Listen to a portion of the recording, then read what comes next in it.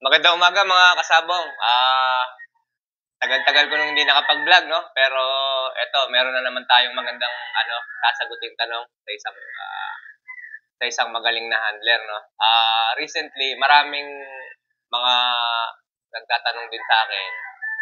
Actually pinipili ko lang po yung mga questions kasi yung iba naman ay nakikita ko naman na naiba-vlog na po ng iba. So may mga tanong po na hindi ho kumbaga sana hindi ho pangkaraniwan tinatanong ng ating mga magagaling na handler.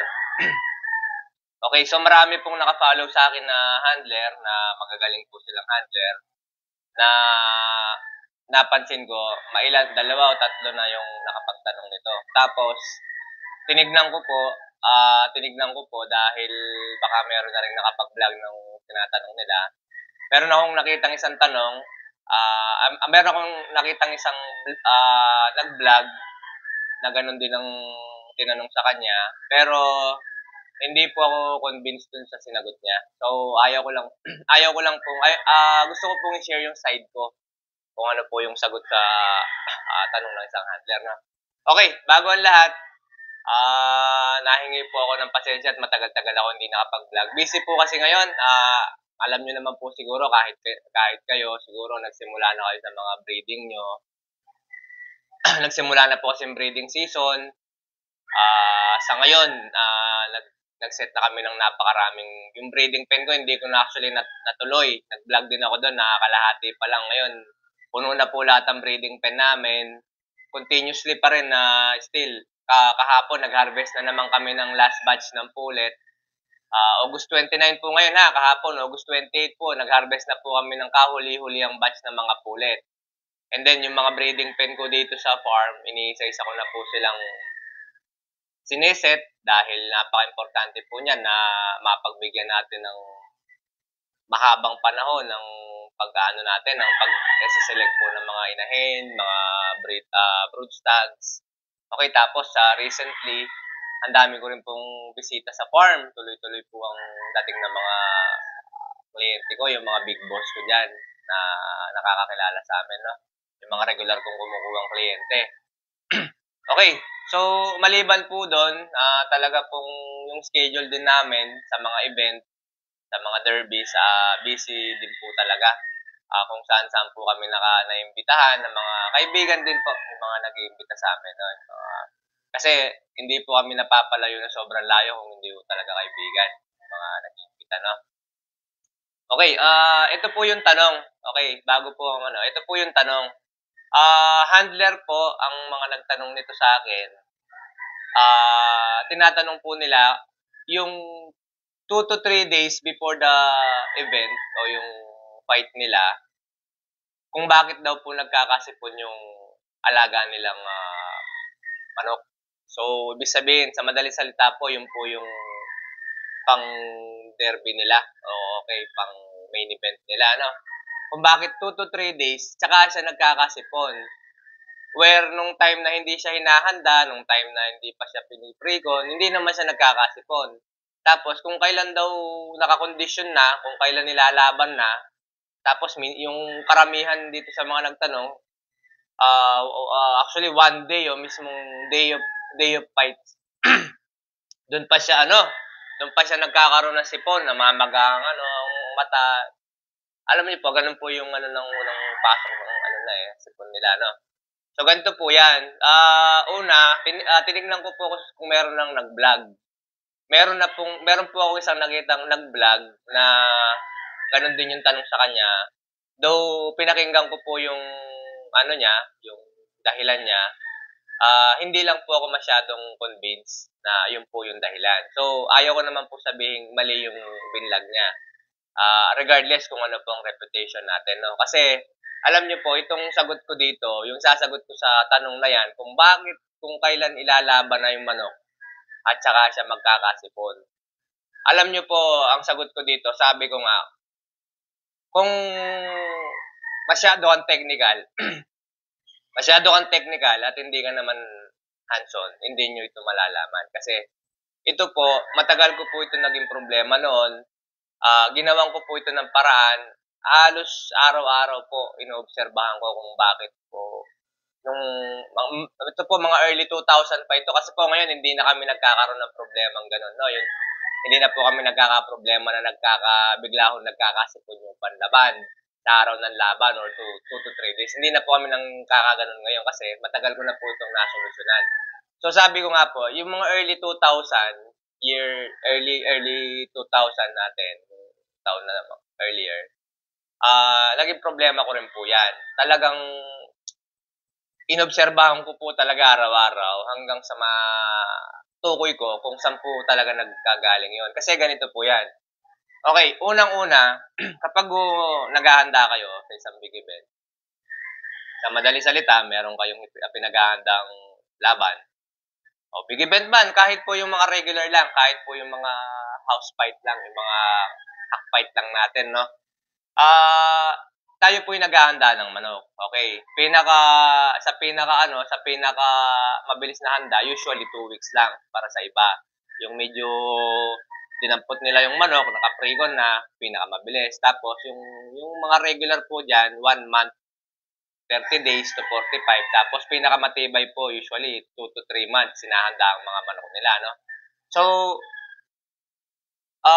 kung iisipin mo, kung bakit nga ba siya magkakasipon, kung kailan siya naihanda lalo, kung kailan gumanda ang katawan, kung kailan nabigyan siya ng maraming supplements, kung bakit doon pa siya yung pa yung time na nagkasipon siya, no? So, sabi ko nga po ito, kung hindi ka hands-on, hindi mo talaga ito ma-figure out. So, unang-una po dito, no?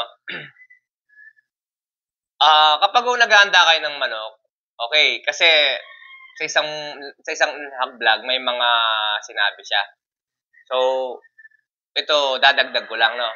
Unang-una, kung kayo po ay naghahanda ng manok, natural lang po na yung pong pinaglalagyan ng ating manok, kagaya po ng mga kulungan, yung po ay automatic po, nililinis po yan. So, hindi naman po pwedeng naghahanda ka ng manok bago yung pinaglalagyan mo ay madumi. O let's say may mga tae, o let's say may kuto. So, yung po ay matik. Kasabay po ng paghahanda ng manok nyo, yung po pagpupurga, yung pagpapaligo, bago po ihanda. Yan po yung unang yung po yung unang mga basic na ginagawa natin bago natin simulan ng pahanda. So, matik na po yan. Yung pinaglalagyan po nila, dapat automatic, malinis na po yan. So, hindi po pwedeng maging dahilan ng ating mga kulungan, hindi po pwedeng maging dahilan ng pinaglalagyan niya para sabihin yung doon siya tinamaan. Okay, ganito po yan.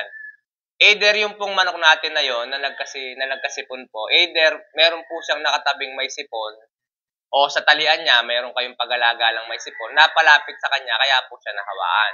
Isa lang po yon. Ngayon, ang pinakasagot ko po dito talaga, kung bakit po talagang nangyayari yon. Kasi alam nyo po, ang handler, hindi ho pwedeng humawak ng mga manok. Hindi nyo pwedeng pahawakan ng may mga manok na may mga sipon o kaya nanggagamot siya ng may mga sipon. So dito po talaga, kapag ka po mayroon kayong manok na may sakit, kailangan hinihiwalay po talaga o kaya hawak po ng ibang tao. Ngayon, just in case naman po, isa lang po yung tao nyo at siya din yung in charge sa mga manok nyo iba na nagkakaproblema. So, kailangan po, sinasabihan nyo na tuwing nahawak po ng may mga tamang manok, nag-uhugas po talaga, nag-alcohol, bago po humawak sa ating mga panlaban. So, kasi po, ang dalawang dahilan lang po talaga yan. Ito lang po. It's either, yung pong ating kinukondisyong manok ay either meron pong lumapit na may tama talaga na hanginan, kaya po nagkaroon. At saka po itong number 1 sagot ko. Okay, ito po yung number 1 sagot ko para sa mga big time handler na nagtanong sa akin, no? Kasi sila po hindi naman handler lang po talaga sila, hindi naman din po sila humahawak ng mga breeding, ng mga may tama, ng mga sisiw, hindi po. Talagang nakapokus lang po sila do sa kanilang mga inahandang panlaban. So, set aside na po natin yung po mga nagtanong na big time na ito na handler. Set aside na po natin yung ibang manok na hindi naman sa nila, no, sa panghanda nila, hindi nila hindi nila hawak, no. Ito po 'yon. Alam niyo po yung nakakaugal, ito po yung sagot diyan, ha. Nakakaugalihan po kasi ng mga handler natin na tuwing hinahawakan po yung panlaban natin kasi nga, ilalaban na po yun.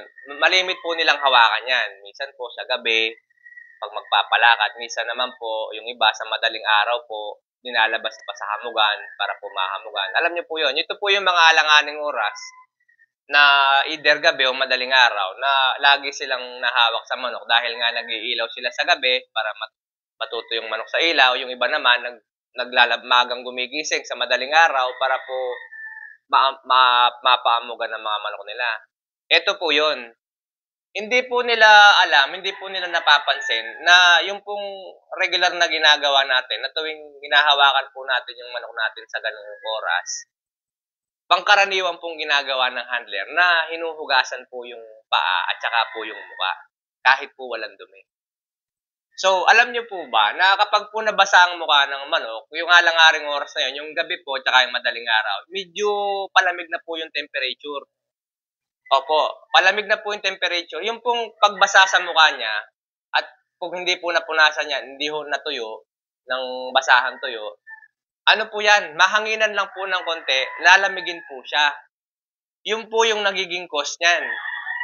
Yung pong pangkaraniwang hindi natin nakaugalian lang natin. Nakaugalian lang po talaga natin. Kahit po ako noon, malimit po ako pagka po may gabi na, magpapalakad ako. Ay, yung mga pagpapalakad po namin sa gabi, kami po, hinuhugasan po namin talaga yung paa.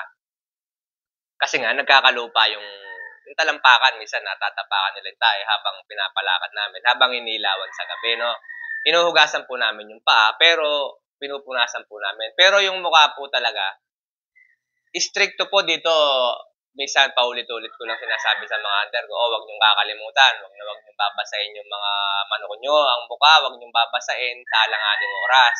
Yung palamig na yung panahon. Yung nga po yung gabi hanggang sa madaling araw. Kasi, pag nahanginan lang po ng konti yan at basa po yung mukha niya, doon na po yan lalamigin. At doon po actually, nangyayari yung nagkakaroon po siya ng sipon o namamagang mata sa araw ng laban. Kasi kung i-imaginein mo, hinanda mo yung manok, 2 months, pinakamatibay, no?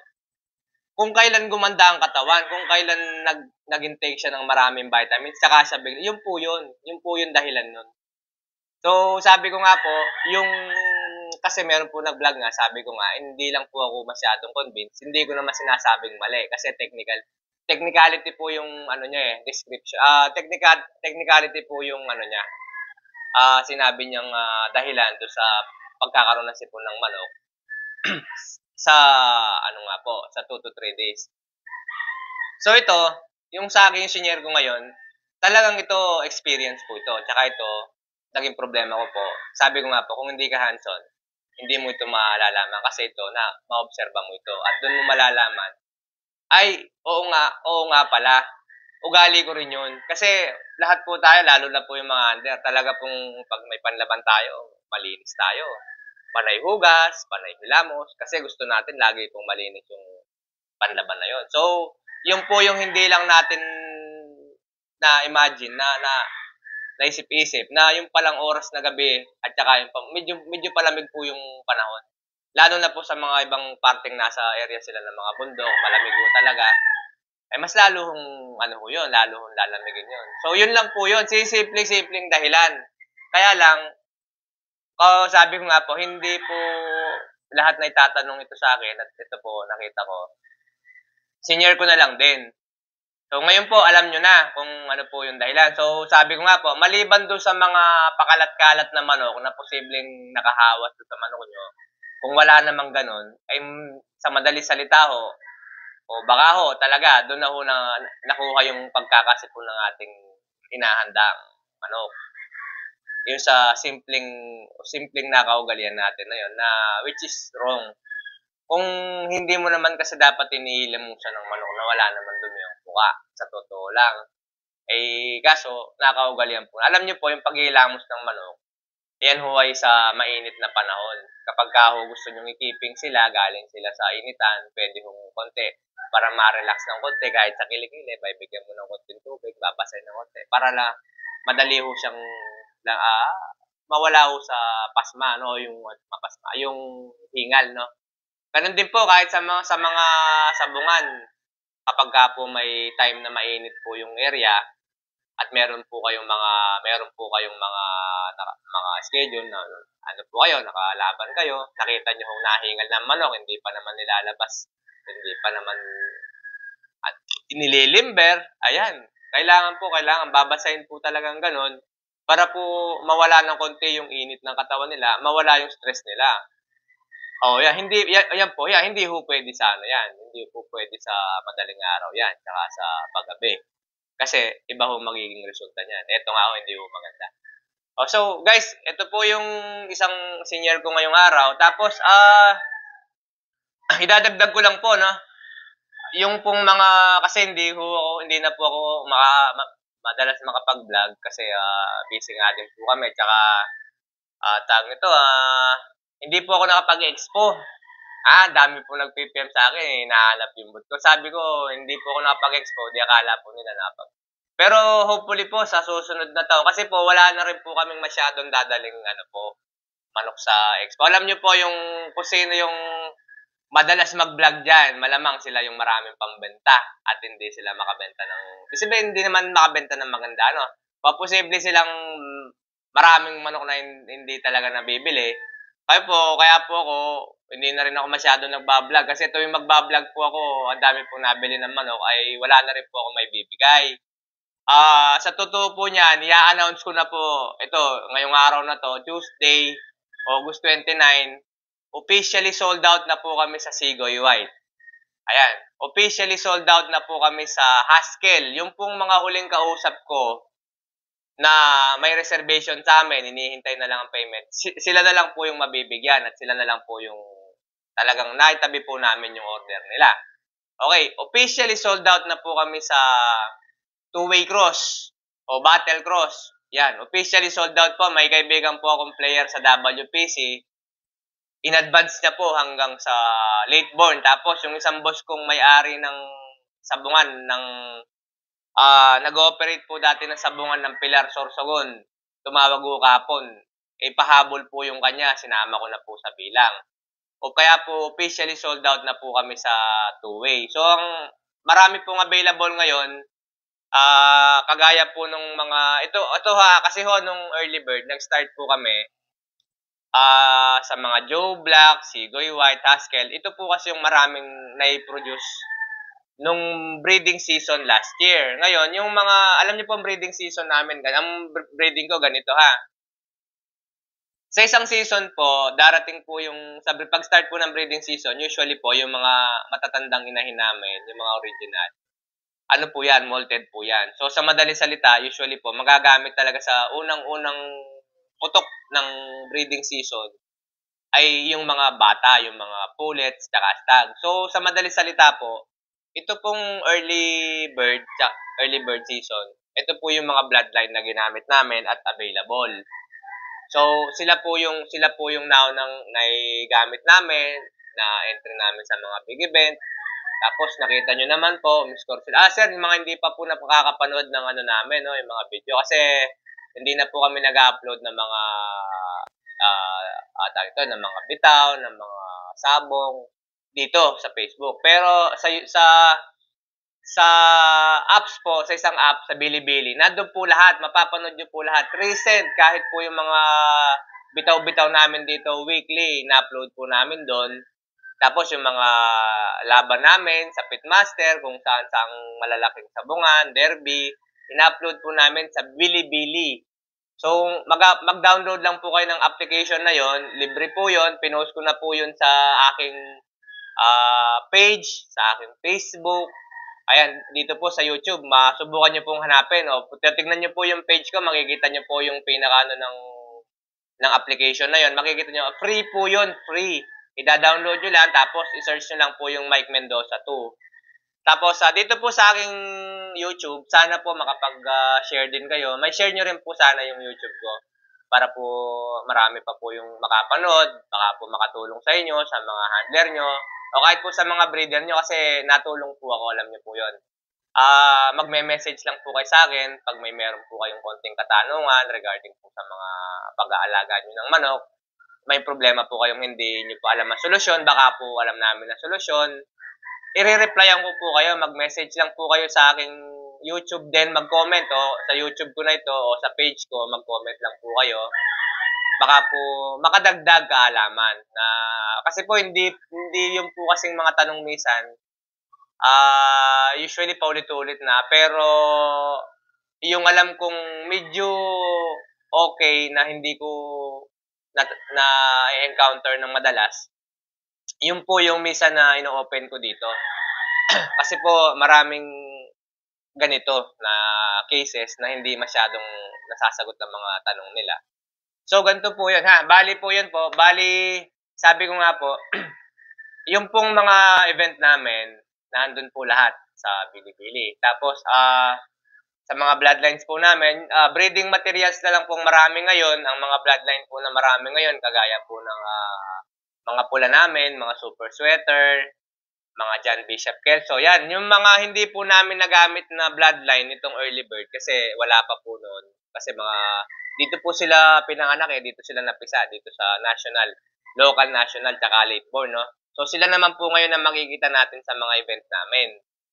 So sabi ko nga po, na ako po sa ibang bloodline namin dahil nauna na po silang na-produce, nailaban, na test, binigay ko na po lahat sa kliyente. After po namin masubukan ng mailan, nung makita po namin ipapanalo sa big event, senior ko na po lahat.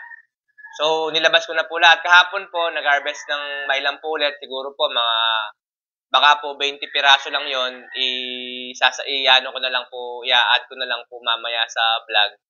I-short video ko na lang po siya. I-upload ko din yung mailang po ulit, bloodlines, kung ilan man bloodlines ang meron doon.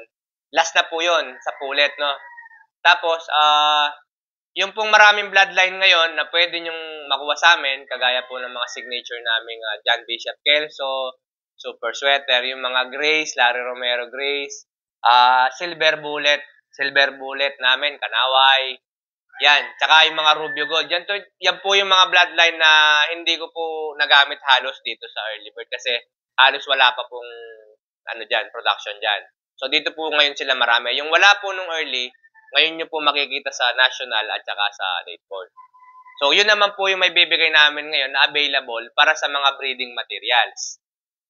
So sir, sabi ko po, ulitin ko po, nag-sold out na po ako sa Sigoy White. Nag-sold out na po ako sa Haskell. Ayan, yung pong nag-sold out na ako sa Haskell, Sigoy White, Haskell yan. Nag-sold out na po ako dyan, ha? Yan po yung mga unang ginamit namin at naubos na po. Yung po mga huling kausap ko dyan, mga nagpa-reserve ng mga trio, quadro, sila na lang po yung meron talaga nakatabit. Wala na pong ibang may bibigay pa. Okay. Okay guys, hanggang dito na lang muna. Tapos mag-a-add na lang po ako. Tuloy-tuloy po ako mag-upload ngayong ng week na ito ng mga videos dito sa YouTube. Sana po may natutunan na naman kayo sa akin at kung may katanungan pa kayo, baka po matulungan ko po ulit kayo. Maraming salamat.